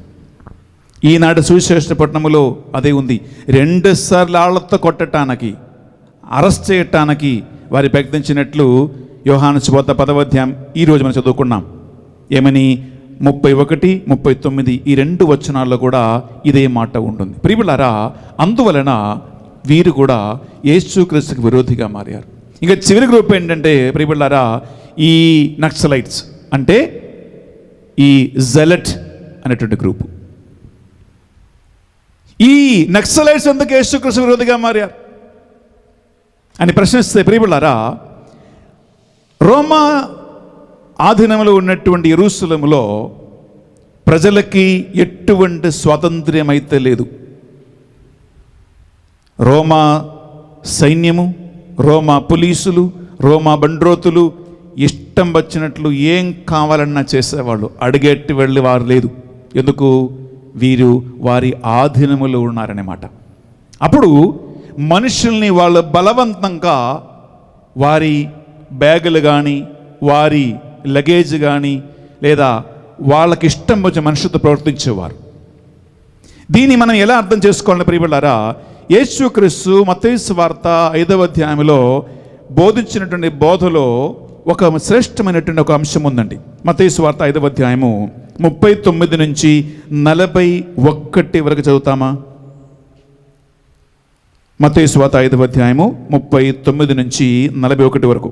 నేనిప్పుడు మీతో చెప్పేది ఏమన్నా, నీకు అపకారం చేసిన వానికి ప్రతీకారము చేయకము. నీ కుడి చెంపపై కొట్టిన వానిని నీ వేరొక చెంపపై కూడా కొట్టనిమ్ము. నీతో తగులాడి న్యాయస్థానమున నీ అంగి కొరకు వ్యాజ్యమాడిన వానికి నీ పై వస్త్రం సైతము ఇమ్ము. ఒకడు నిన్ను తనతో 1 మైలు రమ్మని బలవంతం చేసిన వానితో 2 మైళ్ళు వెళ్ళుము. చాలు ప్రియులారా, ఈ యేసుక్రీస్తు బోధన ఎటువంటి పరిస్థితిలో ఆయన బోధిస్తున్నాడని ప్రశ్నిస్తే, సాధారణ ప్రజలను రోమా సైన్యం వచ్చి వారి ఒక ఉదాహరణ చెప్తానండి. ఒక మంచి ఓవర్ కొట్టేసుకుని మంచి డ్రెస్ కోసం ఎవడన్నా పోతూ ఉంటే రోమా సైన్యం వచ్చి వాడిని పట్టి బంధించి లేదా వాడిని కొట్టి వాడి అంగి తీసుకుని పోయే పరిస్థితి. ఒక రోమా సైన్యంలో ఉన్నటువంటి ఒక పోలీసు కానీ బండ్రోతులు కానీ వాడికి ఏమైనా ఒక భారమైన ఒక లగేజ్ ఉంటే, ఒక పెద్ద మూట, ఒక బరువు ఉంటే అది వాడు మోసుకుని పోయే అవసరం లేదు. కంటికి కనిపించిన ఎవడో ఒకరిని పిలిచి రేయ్ మోయడా ఇది అని అంటే అది వాళ్ళు మోసుకొని పోవాలి. 1 కిలోమీటర్ దూరం రమ్మంటే వారు పోవాల్సింది. ఎందుకంటే వారు వీళ్ళ ఆధీనములో ఉందండి. ఇటువంటి పరిస్థితులు యేసుక్రీస్తు ఏం బోధిస్తూ ఉన్నాడు? ఎవరైనా మీ అంగీల కోసం బలవంతంగా చేస్తే నీ పై వస్త్రం కూడా ఇచ్చేసేయి. 1 కిలోమీటర్ రమ్మంటే 2 కిలోమీటర్ వెళ్ళు. ఇలాంటి బోధన యేసుక్రీస్తు బోధిస్తున్నాడండి. ఇది ఎవరికి నచ్చలేదు? ఈ నక్సలైట్ గ్రూపు నచ్చలా. ఎందుకు? నక్సలైట్ గ్రూపు ఈ రోమా సామ్రాజ్యాన్ని ఇక్కడి నుంచి తుడిచివేయాలి, వీరిని ఇక్కడి నుంచి పంపించేయాలి అనేటువంటి ఆయుధాలతో పోరాడుతూ ఉంటే ప్రభు అంటున్నాడు, మీరు వారికి సహాయం చేయి. అందుకే ఈ నక్సలైట్స్ గ్రూపు అంటే జెలట్ లేదా దేశద్రోహి అని అంటారు. ప్రియులారా, అటువంటి వారు కూడా యేసుక్రీస్తుకి విరోధిగా మారారు. అంటే ఆ కాలములో 4 గ్రూపులు ఉంటే ఈ 4 గ్రూపులు కూడా యేసుక్రీస్తుకి విరోధిగా మారారు, శత్రువులుగా మారారు. ఇతన్ని ఎలాగైనా నాశనం చేయాలి, ఎలాగైనా నాశనం చేయాలి. అందుకే ఈ బైబిల్లో ప్రియబిడ్డలారా, మేలు చేస్తూ తిరిగినటువంటి యేసుక్రీస్తు, రోగులకు స్వస్థత ఇచ్చినటువంటి యేసుక్రీస్తు, ఆయన దేవుని కుమారుడై ఉండి కూడా తన శక్తి, తన బలము, తన అధికారము యేసుక్రీస్తు ఎప్పుడు కూడా తన కోసం ఎప్పుడు వాడుకోలేదండి. ఆకలి కొనినప్పుడు ప్రియబిడ్డలారా రాళ్ళని రొట్టెగా మార్చి తినలేదు. శత్రువులు వచ్చినప్పుడు ఆ శత్రువు నాశనం చేయటానికి తన శక్తి ఎప్పుడు కూడా యేసుక్రీస్తు తన కోసం వాడుకోలేదు. మేలు మాత్రం చేసినటువంటి యేసుక్రీస్తుని ఎంత క్రూరమైనటువంటి ఘోరమైనటువంటి బాధలకి గురి చేయటానికి, రాళ్లతో కొట్టి చంపటానికి ప్రయత్నం చేయడానికి కారణం ఏంటంటే ఆయన చేసిన ఏ మంచి కార్యం వలన కాదు, ఆయన బోధించినటువంటి బోధ, ఆయన చేసిన పని వీళ్ళకి, వాళ్ళ అనీతికి, అన్యాయానికి, అక్రమానికి విరుద్ధముగా ఉంది కాబట్టి చంపేయటానికి ప్రయత్నం చేశారు. చివరికి ఇంకొక చిన్న ఒక విషయం కూడా, ఇంకొక మనిషి, అది మర్చిపోకూడదు, ఆయన చాలా ముఖ్యం. ఆయన ఎవరంటే ప్రియబిడ్డలారా, హేరోదు. హేరోదు ఎలాంటి వాడంటే ప్రియబిడ్డలారా, ఆయన ఒక చిన్న కులములో పుట్టి పెరిగేవాడు. కానీ కష్టపడి శ్రమించి బాగా పైకొచ్చి డబ్బు సంపాదించాడు. ఆయన రోమా చక్రవర్తికి డబ్బులిచ్చి యెరూషలేములో రాజుగా ఉండటానికి రాజ్యత్వాన్ని ఆయన కొనుక్కున్నాడు. చాలా చాలా క్రూరుడు.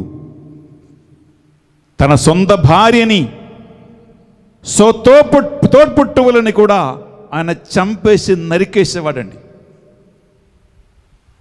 చాలా క్రూరమైనటువంటి ఒక అధికారి హేరోదు.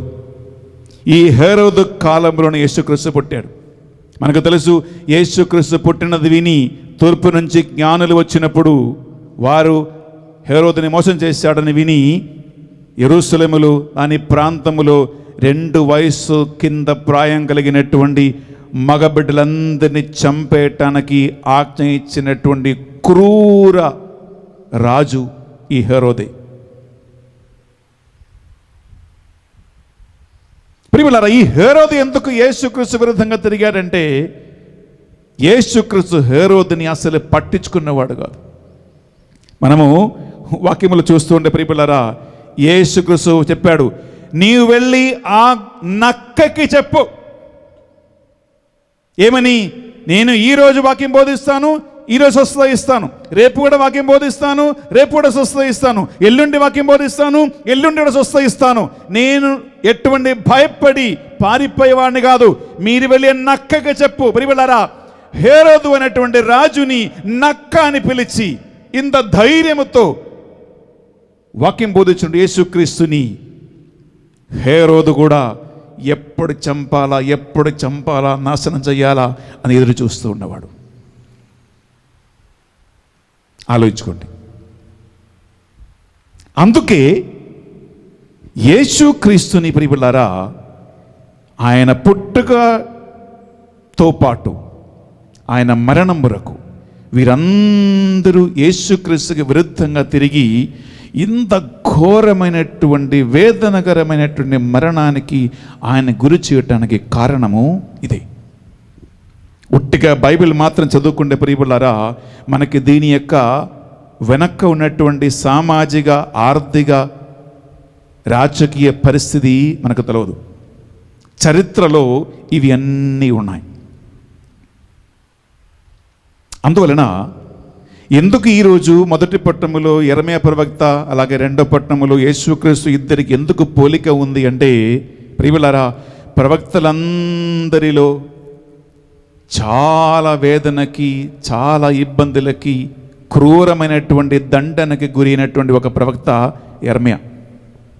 అతని వారు రాళ్లతో కొట్టి చచ్చిపోయాడని రోడ్డు మీద వదిలేసిపోయేవాళ్ళు. నీరు లేని బావిలో పడేశారు. ఎందుకు? అని ఏం చేయలేదండి, దేవుని వాక్యాన్ని బోధించాడు, నీతి న్యాయం ప్రకారం బోధించాడు, ప్రజల మీద రాబోతున్నటువంటి ఘోరమైనటువంటి శిక్షణ గురించి బోధించాడు. అంతే. యేసుక్రీస్తు ఏం చేశాడండి? మేలు చేస్తూ, అందరినీ బాగు చేస్తూ, దయ్యమును వెళ్ళగొడుతూ, మంచి చేసుకుంటూ తిరిగినటువంటి యేసుక్రీస్తు కేవలం 3 సంవత్సరాలు తిరిగారు. ఆ 3 సంవత్సరంలోనే ప్రియలారా, ఏ కీడు చేసినందువలన మాత్రం కాదు, ఆయన నీతి న్యాయం బోధించాడు, సత్యం బోధించాడు. అన్యాయాన్ని, అక్రమాన్ని ఆయన సవాలు చేశాడు. ఇదే ఒక దేవుని ఆత్మ కలిగి ఉన్న ఒక వ్యక్తిలో మండుతున్నటువంటి రోషం. అభిషిక్తుడు అంటే ఇదే, అభిషేకం అంటే ఇదే. దేవుని ఆత్మ కలిగి ఉన్న ఎవడైనా, ఏ దేవుని సేవకుడైనా, ఏ దేవుని సేవకురాలైనా అనీతి, అక్రమము, నీతి న్యాయం లేకుండా జరుగుతున్న ఏ కార్యము వారు సహించలేరు. ఎందుకు? వారిలో దేవుని అగ్ని మండుతూ ఉంది, దేవుని ఆత్మ పని చేస్తూ ఉంది. ప్రియలారా, అనీతి చూసినా, అక్రమం చూసినా, నీతి న్యాయం లేకుండా ప్రవర్తిస్తున్నటువంటి పనులు చూస్తే దానికి విరుద్ధంగా మాట్లాడకుండా, సవాలు చేయకుండా కళ్ళు మూసుకొని కూర్చున్నవాడు ఎవడైనా దేవుని ఆత్మ ఉన్నవాడు కాదు. దొంగతనమా, అన్యాయమా, అక్రమమా, అబద్ధమా, వ్యభిచారమా, తప్పులా, ఒప్పులా, ఇటువంటి అన్ని కార్యాలు ఎవడు చేసినా ప్రియలారా, దేవుని ఆత్మలో లేనివాడ ఇటువంటి పనులు చేస్తాడు. దేవుని ఆత్మ వారిలో లేదు అని మాట. వారి పొందుకున్న ఆత్మ చల్లారిపోయింది అని అర్థం. కానీ దేవుని ఆత్మ ఉన్నవాడు, పరిశుద్ధాత్మలో ఉన్నవాడు, అభిషేకములో ఉన్నవాడు నీతి కోసం, న్యాయం కోసం మాట్లాడతారు. దానివలన రాబోయే ప్రభావం ఏమిటో, శిక్షణ, మరణమా, ఒంటరితనమా, సమస్యల, వేదనల, బాధల, ఇదేది వారు లెక్కించేవాళ్ళు కాదు. అందుకే ఈరోజు ఈ వాక్యాన్ని వింటూ ధ్యానిస్తూ ఉండగా ప్రియలారా, ఒకటి ఆలోచించుకో. నీ లాభం కోసం, నీ మేలు కోసము, నీ ఆదాయం కోసము, నీ సుఖం కోసము, నీవు ఎదగాలని, నీవు బాగుపడాలని ఏ అనీతి అయినా, ఏ అక్రమమైన, ఏ మోసమైన, ఏ తప్పైన, ఏ పాపమైన చేయటానికి నువ్వు సిద్ధపడుతూ ఉన్నావంటే, నువ్వు చేస్తూ ఉన్నావంటే దానికి అర్థం దేవుని ఆత్మ నీలో లేదు అని అర్థం. దేవుని ఆత్మ ఉంటే నీవు దేవుని కోసం మాట్లాడతావు, సత్యం కోసం నిలబెడతావు, నీతి కోసం నిలబెడతావు, న్యాయం కోసం నిలబెడతారు. దానికి తర్వాత వచ్చే భవిష్యత్తు ఏంటో దానికి స్థానము లేదు. అందుకే దేవుని ఆత్మలో ఉన్నవారిని దేవుని ఆత్మలో లేని వారు శత్రువులుగా చూస్తారు, విరోధిగా చూస్తారు, ఎనిమీస్ లాగా చూస్తారు.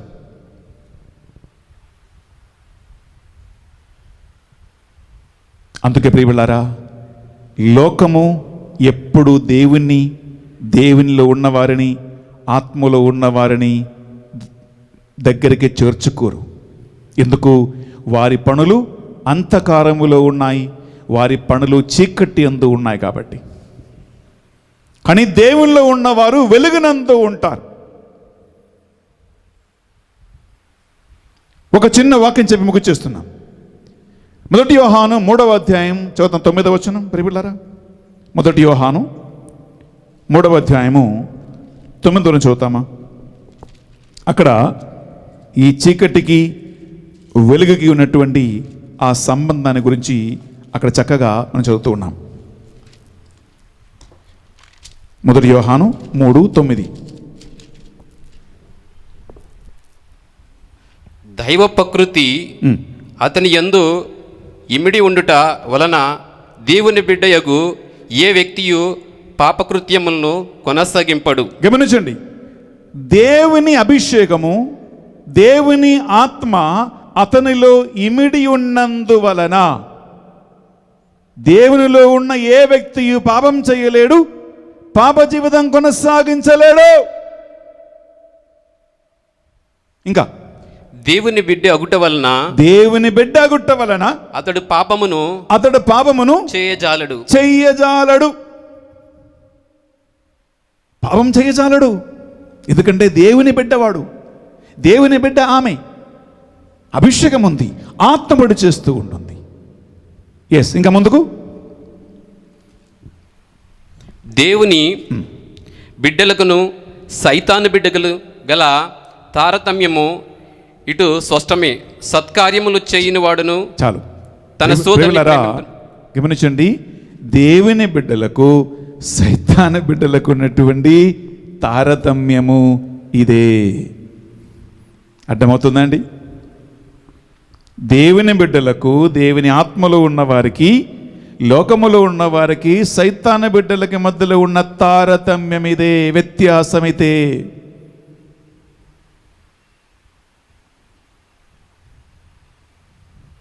అందువలన దేవుని బిడ్డలకి, దేవుని ఆత్మలో ఉన్నవారికి బాధలు, వేదనలు, నిందలు, అవమానాలు, శత్రుత్వము తప్పదు. నువ్వు సిద్ధంగా ఉన్నావా? సిద్ధంగా ఉన్నావా? ఉంటే వచ్చే వారం ప్రియబిడ్డలారా పవిత్ర వారంలో ప్రవేశిస్తూ ఉన్నాం. నీ మార్గం వేరే మార్గం కాదు, యేసుక్రీస్తు మార్గమే నీ మార్గం. యెరెమయా ప్రవక్త మార్గమే నీ మార్గం. అదంత విశాలమైనది కాదు, అదంత సుఖపడినటువంటి మార్గం కాదు, అదంత ఆనందకరమైన మార్గం కాదు. అది ముళ్ళల బాట. అందుకే యేసుక్రీస్తు పలికాడు, వినాశనానికి పోయు మార్గము విశాలమైనది, చాలామంది అందులో పయనింతురు. రక్షణ మార్గము ఇరుక్కైనది, ద్వారం చిన్నది, కొలది మంది మాత్రమే అందులో పయనింతురు. ఈ మాటకి లోతైన అర్థం ఉంది. ఆ ఇరుక్కైనటువంటి, కష్టము కలిగినటువంటి మార్గములో పయనించువాడే యేసుక్రీస్తు, యెరెమయా ప్రవక్త, యెషయా ప్రవక్త, ఏలియా ప్రవక్త. ప్రియులారా, ఎంతో మంది దేవుని సేవకులు వారి హింసలకి, బాధలకి, మరణానికి, అన్ని విధమైనటువంటి వేదనలకి గురి అయ్యారు. కానీ రక్షించబడ్డాడు. Praise the lord. Praise the Lord. Hallelujah, Hallelujah. Hallelujah, Hallelujah. Hallelujah, Hallelujah. Hallelujah. Hallelujah. ఒక నిమిషం కళ్ళు మూసుకొని మనం ప్రార్థన చేసుకుందాం. ప్రభువైన దేవా, యెరెమయా ప్రవక్తను, యేసుక్రీస్తుని ఆదర్శముగా మా ముందు ఈ నెలమొదటి శుక్రవారం ఇచ్చినందుకు మీకే స్తోత్రం. దేవా, ఇహలోక సంబంధమైన వేదనల, బాధల, కష్టాల, ఇబ్బందుల, ఇది ఏది కూడా లెక్క చెయ్యక దేవుని మార్గమందు, దేవుని నీతి అందు, దేవుని ఆజ్ఞలందు మమ్మల్ని నడిపించమని ప్రార్థిస్తున్నాం. Amen. ఇహలోగా ఈ చిన్న జీవితం కోసం కాదు దేవా, పరలోకములో నీతో కలిసి నిత్యానందం పొందుకునే మార్గము మాకు నేర్పించమని ప్రార్థిస్తున్నాం. Amen. దేవా, నీ ఆత్మ మీ బిడ్డలకి ప్రసాదించి పాపం చేయక, పాప జీవితం కొనసాగించకుండా జీవించటానికి దేవుని ఆత్మ వారిలో ఇమిడి ఉన్నలాగున చేసి వారందరినీ నీకు సాక్షిగా నిలబెట్టి నడిపించమని యేసుక్రీస్తు అధికారపూరిత నామములో అడిగి వేడుకొనుచున్నాం తండ్రి. ఆమేన్. ఆమేన్. ఆమేన్. ఆమేన్. ఆమేన్. ఆమేన్. ఆమేన్. అర్పణ సమయము. మీరు కళ్ళు మూసుకొని దేవుని ఆత్మలో ఉన్నారా లేదా సైతాను ఆత్మలో ఉన్నావా? ఈ ఒక్క ప్రశ్న అడిగి ఈ అర్పణ సమయంలో నిన్ను దేవునికి ఒక కానుకగా అర్పించండి.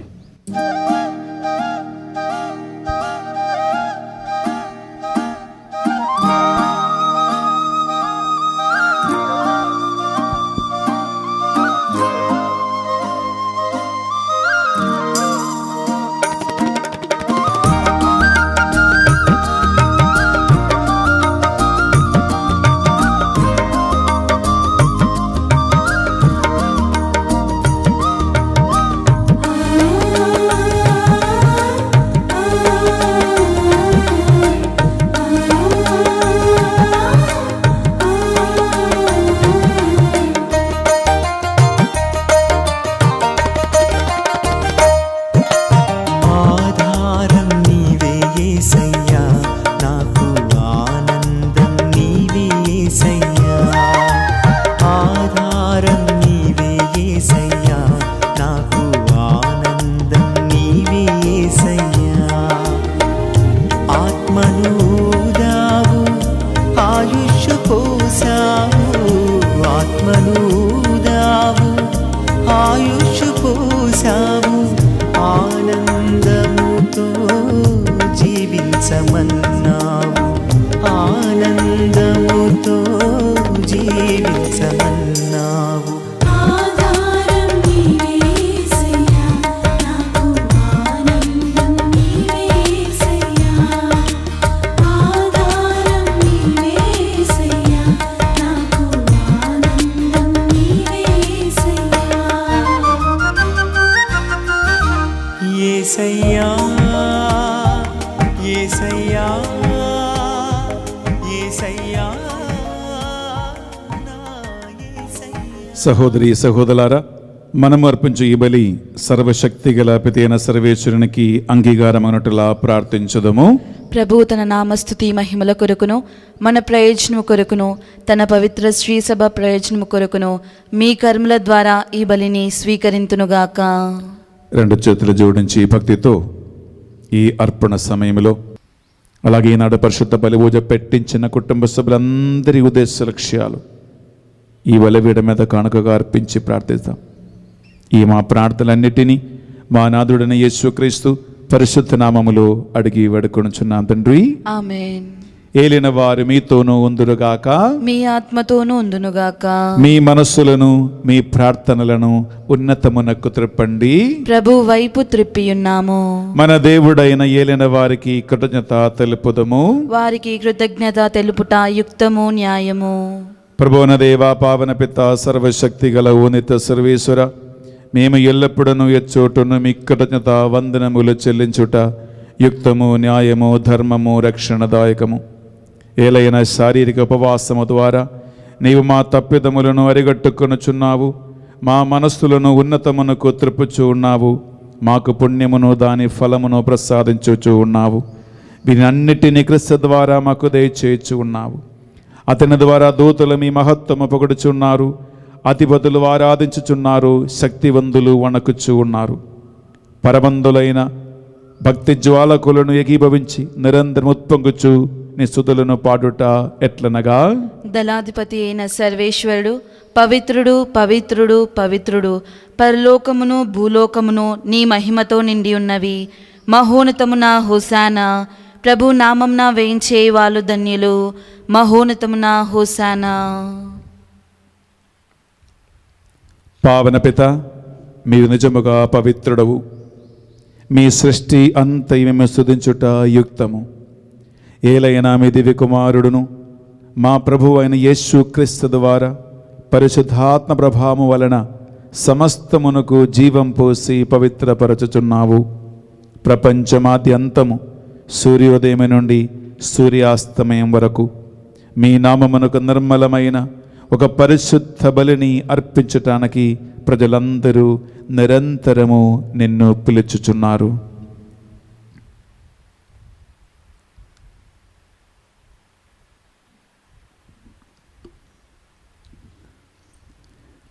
కావున ఏలినవారా, ఈ కానుకలను మీ సముఖమునకు తెచ్చి ఉన్నాము. మీ పవిత్రాత్మ ద్వారా వీనిని పవిత్రపరచ ప్రతిమాలు కొనుచున్నాము. ఈ విధమున ఇవి మా నాదుడును మీ కుమారుడునైన యేసుక్రీస్తు శరీర రక్తములు అగునుగాక. వారి ఆజ్ఞ ప్రకారమే ఈ కృతజ్ఞతార్చలను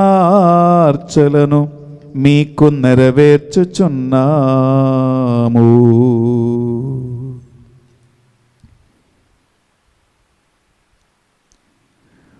వారు పాటుపడుటకు ఇష్టపూర్తిగా తమ్ము అప్పగించుకొనినప్పుడు అప్పమునందుకొని మీకు కృతజ్ఞతా వందనములు చెప్పి స్తుతించి త్రుంచి శిష్యులకిచ్చుచు ఇట్లనిరి, మీరందరూ దీనిని తీసుకొని భుజింపుడు. ఏలయన ఇది మీ కొరకు అప్పగింపబడనున్న నా శరీరము.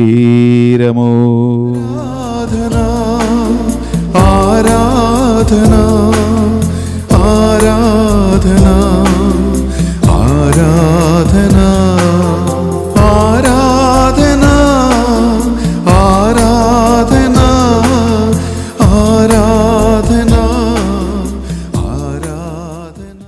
ఆ విధముగానే భోజనానందరము పాత్రమునందుకొని మరల మీకు కృతజ్ఞత వందనములు చెప్పి స్తుతించి శిష్యులకిచ్చుచు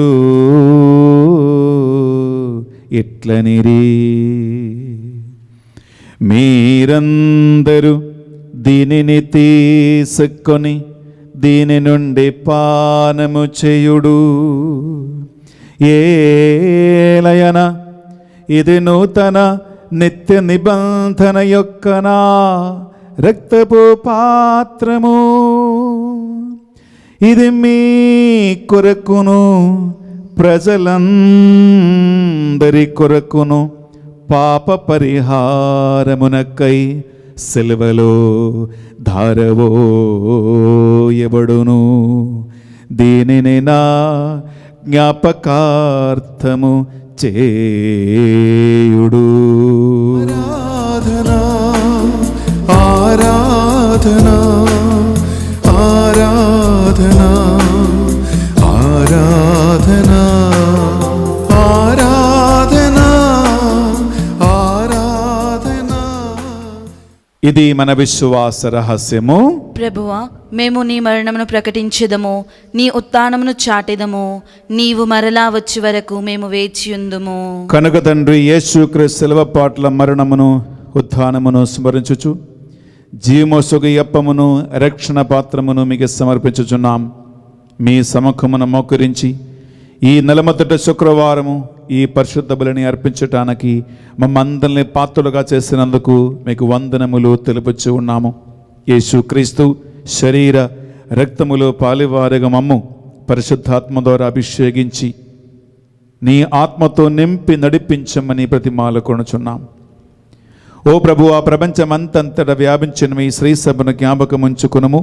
మా ఫ్రాన్సిస్ జగద్గురువును తుమ్మా బాలాపీఠాధిపతిని తదితర పీఠాధిపతులను గురువులను మఠకన్యలను మరి ముఖ్యంగా మీ సేవకులందరినీ ఆత్మతో అభిషేకించి నీతి న్యాయము బోధించటానికి, సత్యం కోసం నిలబడటానికి, దేవుని రక్షణ మార్గములో ఇరుక్కైన ద్వారములో నడవటానికి, ప్రజలను నడిపించటానికి వారందరిలో నీ ఆత్మాగ్నిని మండించమని ప్రార్థిస్తూ ఉన్నాం. ఆమేన్.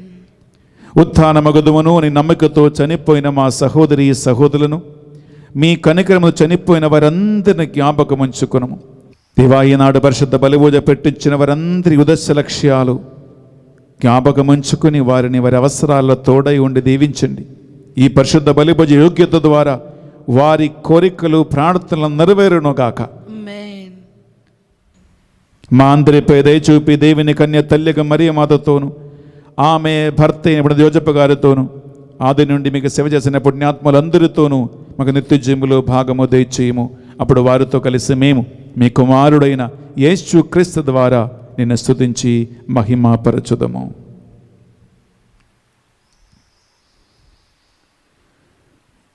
వారి ద్వారా వారితో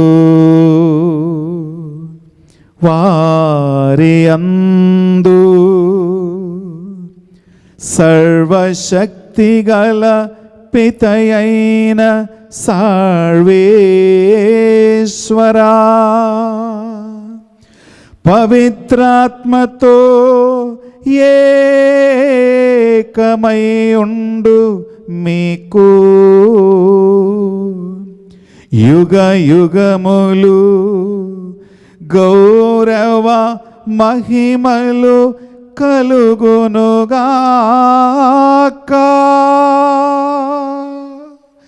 గౌరవ మహిమలు కలుగునుగాక.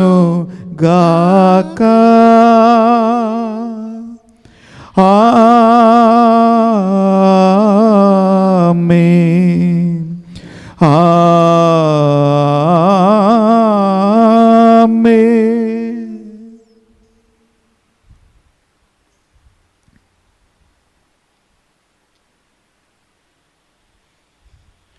రెండు చేతుల పైకి లేపి సృష్టికర్త అయిన దేవుడు మనందరి మీద తన కరుణను కృపను కృంభరించాలని ప్రార్థిస్తాం. పరలోకమందున్న మా యొక్క తండ్రి, మీ నామం పూజింపబడునుగాక, మీ రాజ్యం వచ్చునుగాక, మీ చిత్తం పరలోకమందు నెరవేరినట్లు భూలోకమందు నెరవేరునుగాక. నానాటికి కావలసిన మా అన్నము మాకు నేటికి అనుగ్రహింపము. మా యొద్ద అప్పుబడిన వారిని మేము మన్నించినట్లు మా అప్పులను మీరు మన్నించండి. మమ్ము శోధన యందు ప్రవేశింపనివ్వక కీడుల నుండి మమ్ము రక్షించండి. ఓ ప్రభువా, అన్ని కీడుల నుండి మమ్ము రక్షింపము. మా ఈ రోజులలో మాకు మీ శాంతిని ప్రసాదిము. మీ దయానుగ్రహం వలన మమ్మల్ని పాపము, శోధన, బలహీనతలు, అనీతి, అక్రమము, అన్ని విధములైనటువంటి పాపములు, కుతంత్రాలు, ఇహలోక దయ్యము నుండి మమ్మల్ని పూర్తిగా కాచి కాపాడి సంరక్షించండి. మీ మోక్షానందమును మా రక్షకుడవైన యేసుక్రీస్తు రెండవ ఆగమను నిరీక్షించుచుందుము. ఏలైనా నిరంతరము మీదే రాజ్యము, మీదే అధికారము, మీదే మహిమ. శాంతిని సమాధానమే గొసుకుచున్నాను అని మీ అపోస్తులతో వచ్చించిన ప్రభువుని యేసువా, మా పాపములను బలహీనతలను పాటింపక లోకవ్యాప్తంగా ప్రతి బలిపీఠం మీద అర్పించబడుతున్న సకల పరిశుద్ధ బలిపూజ యోగ్యతను కటాక్షింపం. మీ చిత్త ప్రకారము ప్రతి దేశములో, ప్రతి రాష్ట్రములో, ప్రతి నేతల హృదయాలలో శాంతి సమాధానాల గొల్పము. యుగ యుగములు జీవించచ్చు పరిపాలించు ప్రభువా. ఆమేన్. యేసుక్రీస్తు శాంతి సమాధానము ఎల్లప్పుడూ మీ అందరితోనూ ఉండునుగాక, మీ ఆత్మతోనూ ఉండునుగాక. ఒకరికొకరు ప్రభు యేసు సమాధానము తెలుపుకుందాము.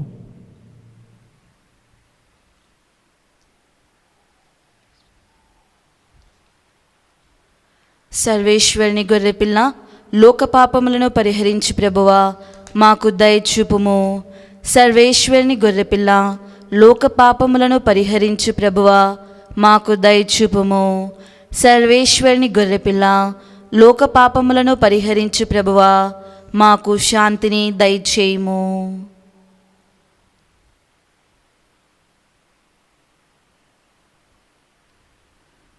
ఇదిగో సర్వేశ్వరుని దివ్య గొర్రెపిల్ల, ఇదిగో లోకము యొక్క సకల పాపములను శాపములను పరిహరించటానికి మానవుడుగా అవతరించిన క్రీస్తు ప్రభు. ఈ గొర్రెపిల్ల విందుకు పిలువబడిన వారు ధన్యులు. ప్రభువా, మీరు నా ఇంట ప్రవేశించుటకు నేను పాత్రులను కాను, కానీ మీరు ఒక్క మాట పలికినా నా ఆత్మ స్వస్థత పొందును. యేసు క్రీస్తు శరీర రక్తములు మనల్ని ఇరుక్కైన రక్షణ మార్గమునకు నడిపించునుగాక. ఆమేన్.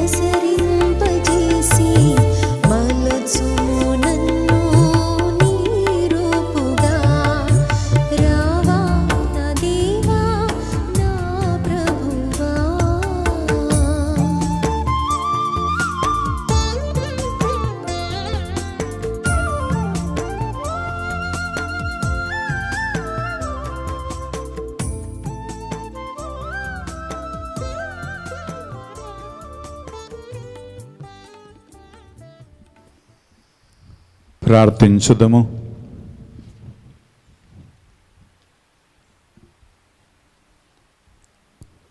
పాపములోను పైశాచిక బంధకాలలో పడి నశించిపోతున్న మానవులను రక్షించటానికి విమోచకుడుగాను రక్షకుడుగాను అవతరించిన యేసయ్య,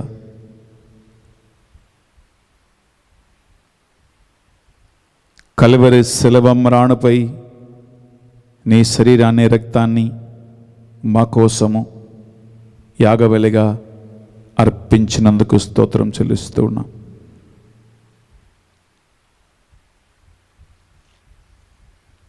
దేవుని బిడ్డలకు సైతానక బిడ్డలకు ఉన్న తారతమ్యాన్ని చాలా స్పష్టంగా నేర్పించిన ప్రభువా,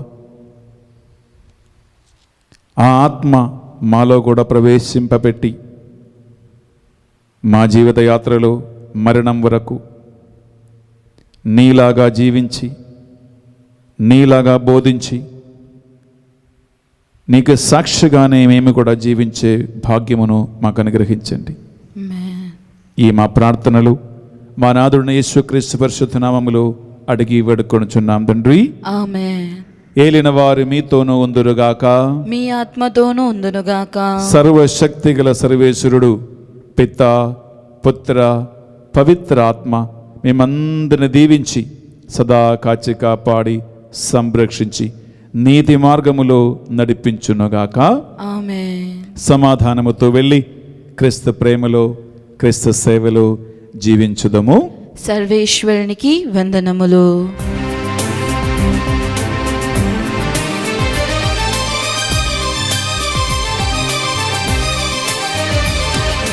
బంగారు యేసయ్య నీ కోసం వెదకని చోటు లేదు.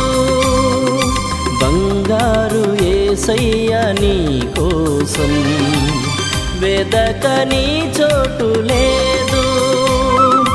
ఆ నింగిలో ఈ నేలలో వెదకని చోటు లేదు. ఆ నింగిలో ఈ నేలలో వెదకని చోటు లేదు. వెదకని చోటు లేదు. బంగారు యేసయ్య నీ కోసం వెదకని చోటు లేదు.